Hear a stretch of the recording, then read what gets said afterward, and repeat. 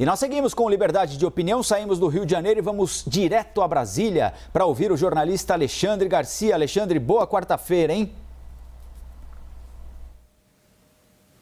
Bom dia, Colombo. Vamos aos temas de hoje. Vamos lá, Alexandre. Começando pela decisão tomada pela segunda turma do Supremo Tribunal Federal. Placar de 4-1 a favor da manutenção da decisão que autoriza o compartilhamento de mensagens hackeadas da Operação Lava Jato.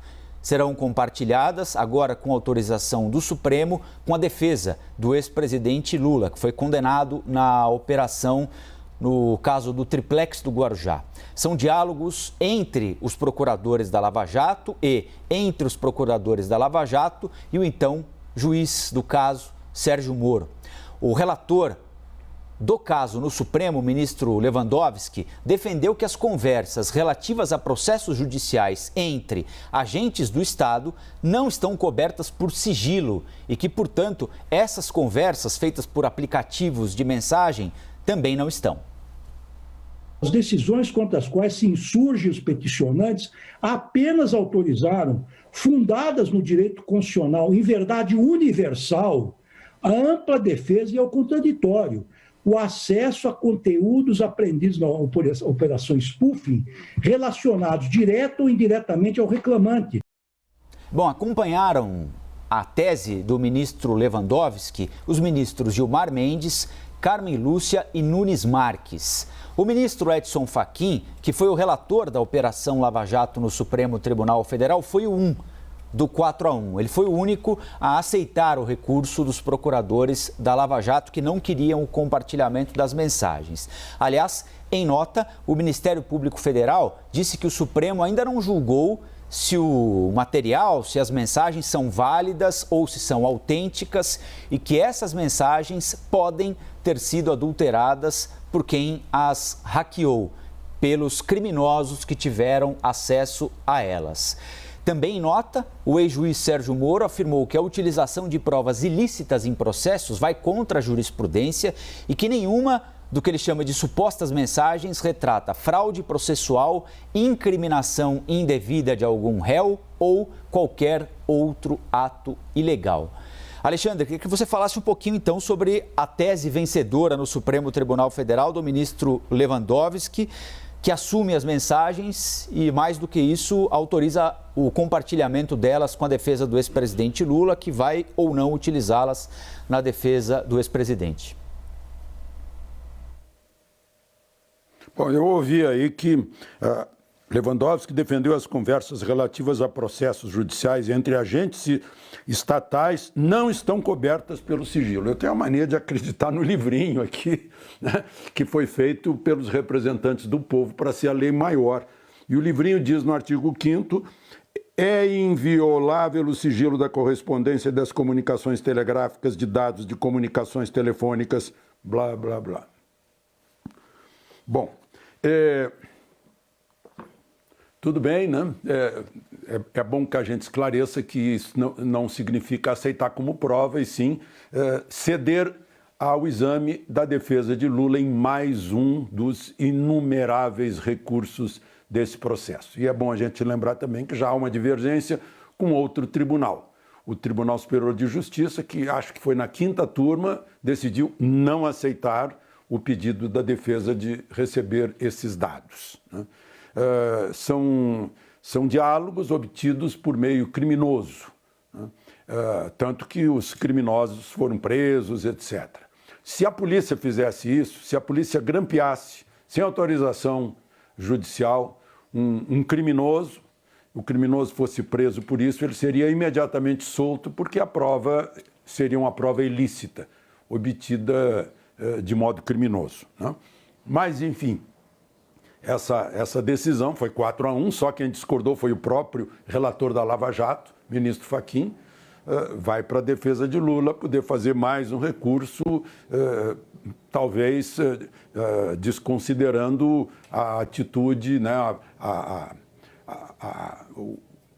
as decisões do ministro, do juiz Moro, né?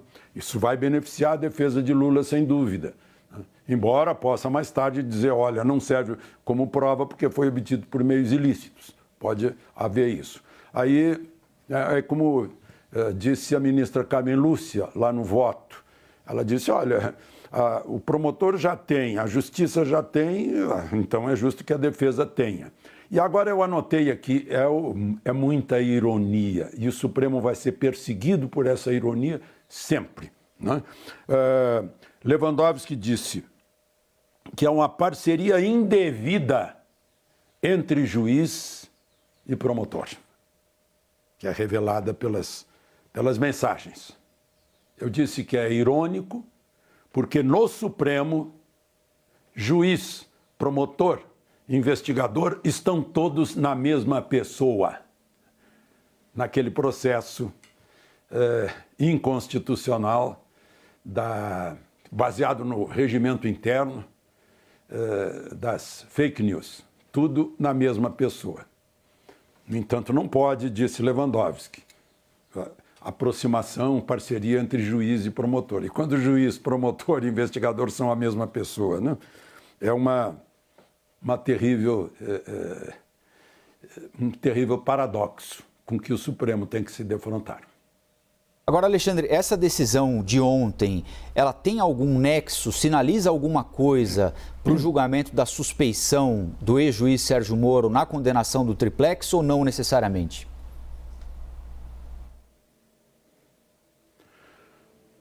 Sinaliza, né? Há uma certa boa vontade em relação à teoria que foi muito bem expressa por Gilmar Mendes ontem, né? De que houve uma perseguição, de que houve um totalitarismo, né?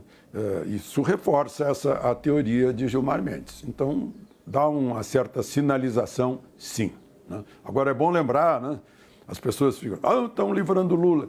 Mas não, tem o do triplex, tem o lá de Atibaia e tem mais meia dúzia que ainda estão em vias de terminar o processo ou de já emitir a sentença.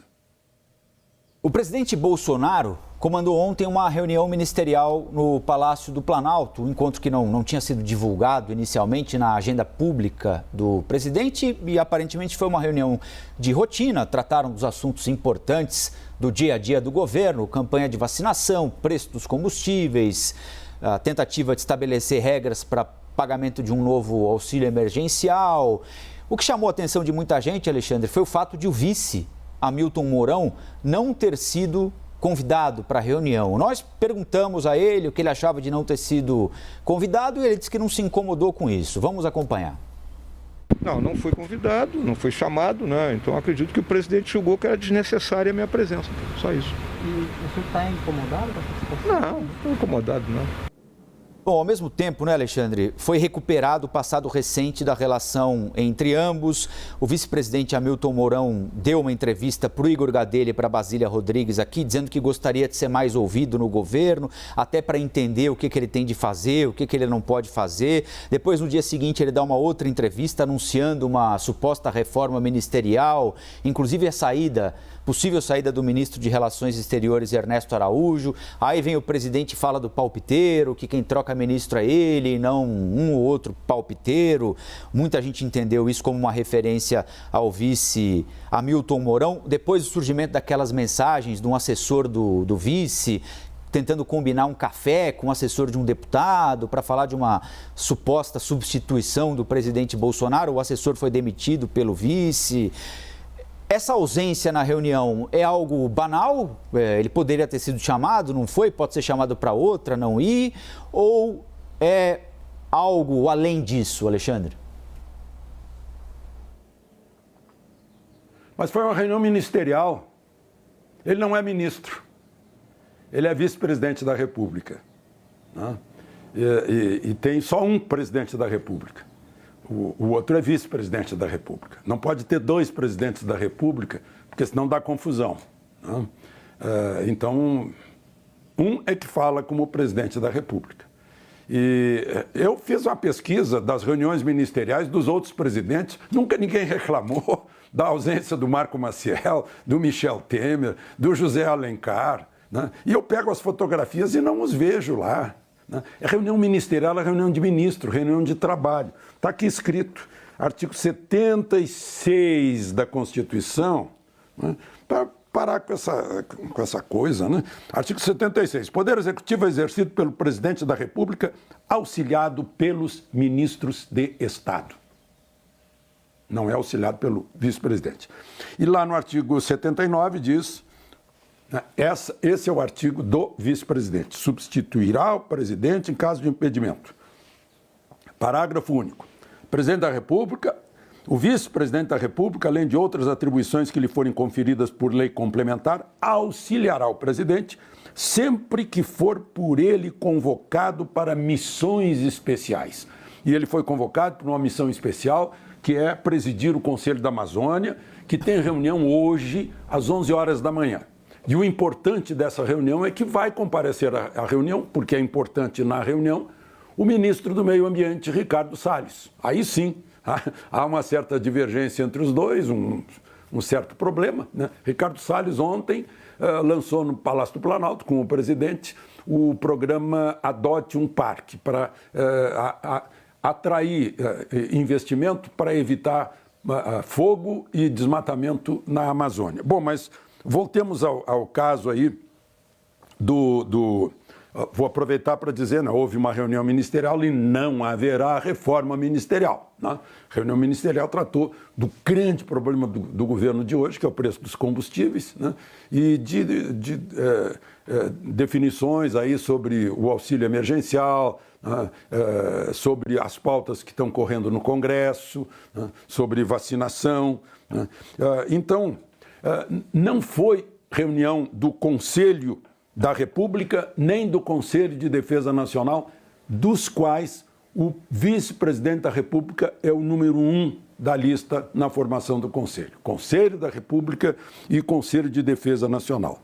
Então, não foi uma reunião de trabalho que envolvesse primeiro o vice-presidente, né?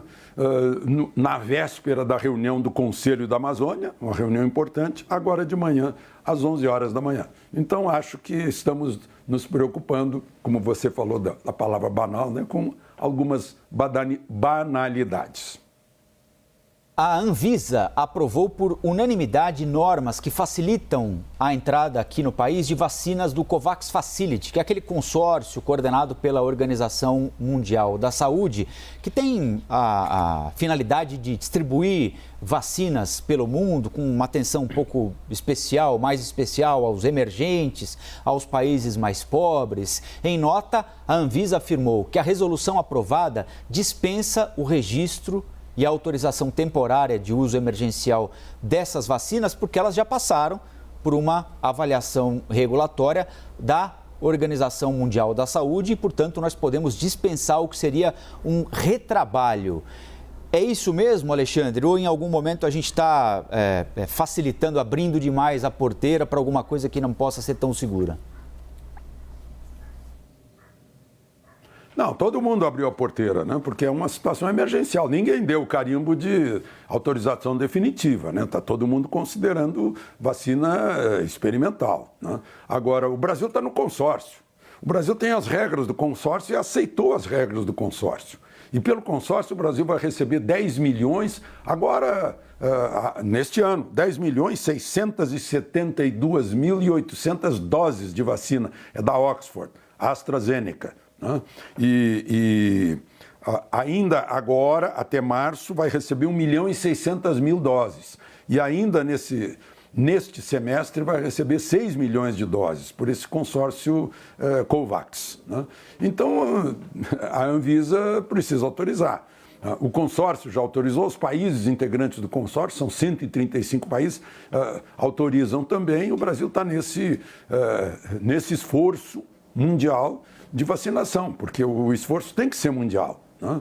Ou imuniza um país, não imuniza outro, vai ter que fechar a fronteira. Né? Então, é uma atitude, sim, que faz parte da emergência. Agora, eu fico curioso ainda para saber como é que vai sair a sanção da tal medida provisória que recebeu o enxerto na Câmara. Né? Reduzindo prazos da Anvisa, incluindo aprovações em outros em outros países, inclusive Argentina e Coreia do Sul, porque, na verdade, a medida provisória se destinava a esse caso da Covax. É isso, e tem uma reunião agora de manhã do presidente Bolsonaro com o presidente da Anvisa para tratar deste assunto. O presidente tem de sancionar ou não, não é? Essa questão importante lembrada pelo Alexandre. Bom, o presidente da Câmara dos Deputados, Arthur Lira, encaminhou a reforma administrativa para a Comissão de Constituição e Justiça. O texto não traz alterações para quem já é servidor público, mas cria mudanças para quem vai ingressar em qualquer emprego público depois da sanção da reforma administrativa, quando ela for votada nas duas casas e sancionada pelo presidente. Caso a reforma seja aprovada, os novos servidores não terão estabilidade automática no emprego e serão avaliados por mérito para conseguirem promoções ou não. O texto também prevê a diminuição de alguns benefícios, como férias superiores a 30 dias por ano, por exemplo. Adicional por tempo de serviço. Essa proposta, eu reforço, vale para os futuros servidores, executivo, legislativo, judiciário, militares ficam de fora. Alexandre, essa é uma reforma muito demandada por uma parcela importante da sociedade que quer ver um Estado, a partir da reforma, supostamente modernizado, com servidores públicos fazendo aquilo que se espera deles, atendendo bem o cidadão na ponta do balcão. É o modelo mais adequado mexer com quem vai entrar no serviço público a partir da data da sanção desta reforma e permitir que os atuais servidores públicos fiquem trabalhando mediante as regras que existiam quando eles prestaram o concurso? Pois é, eu prefiro até chamar de servidor do público, para ficar bem claro, né? Assim como do outro lado do público está o pagador de impostos, que sustenta o serviço do público. Eu acho que mérito é o que há de mais justo possível. É mérito. Mereceu, ganhou. Meritocracia é o nome disso. Claro que tem que ter efeitos a longo prazo, porque há cláusulas pétreas na Constituição que impedem que haja, que se tire muito dos atuais direitos, que muita gente considera privilégios. Estabilidade, bônus, tempo de serviço, férias maiores, uma série de que vão se acumulando, que foram se acumulando ao longo dos séculos, de benefícios, tratando de castas diferentes. Parece a Índia antiga, ou talvez um pouco atual também. Castas diferentes, a casta do serviço público e os outros. Vejam aí as férias. Férias do judiciário, 60 dias. Férias do legislativo, mais de 50 dias. Férias dos eleitores e pagadores de impostos, 30 dias, se não tiver muita falta. Então, há essa diferença. Então, tem que aplicar. Outra coisa é a folha de pagamento. Há um limite legal. Folha de pagamento não pode exceder 50%, isso no âmbito federal, da arrecadação líquida. Mas nos municípios, como controlar isso no Estado? Então, vai haver uma reforma que, inclusive, vai mexer com a Constituição para pegar todo mundo, os 3 níveis da federação, União, Estados e municípios, e botar um mérito nisso. E não aquela coisa assim, bom, agora eu passei no concurso, estou garantido para o resto da vida, e pronto. Deixo a cadeira vazia se eu quiser, não vai acontecer nada. Então, agora, isso não vai valer para as carreiras de Estado, aqueles que estão investidos da responsabilidade de representar o Estado. Os procuradores, os auditores, os diplomatas, por exemplo. Ficam fora os militares, porque os militares fazem o juramento de dar a vida pelo país que é o seu empregador, digamos. Não tem ninguém aí que vai trabalhar no ministério e faz um juramento de dar a vida pelo ministério, E não tem horário para trabalhar, nem lugar. Você vai agora para a cabeça do cachorro, que é lá no noroeste distante da Amazônia, né? E vai ficar lá 2 anos. Né? E te vira, né? Vai trabalhar 24 horas por dia. Então, é outra coisa, né? Por isso o militar fica fora, né? Embora os preconceitos fiquem com urticária, os preconceituosos. Mas, então é isso, é necessário, sim, né, fazer essa reforma. Ela já cria agora a expectativa de uma melhor situação do setor administrativo do Estado brasileiro em todas as esferas, e isso já provoca um otimismo, algo positivo em relação à economia. Por isso, a oportunidade de Lira e Pacheco de tocarem esse assunto, porque é um assunto que vai ter reflexo no futuro, mas traz uma esperança, uma expectativa muito grande. Então, Alexandre, ótima quarta-feira e nós voltamos a conversar amanhã aqui no Liberdade. Aproveitem a quarta-feira.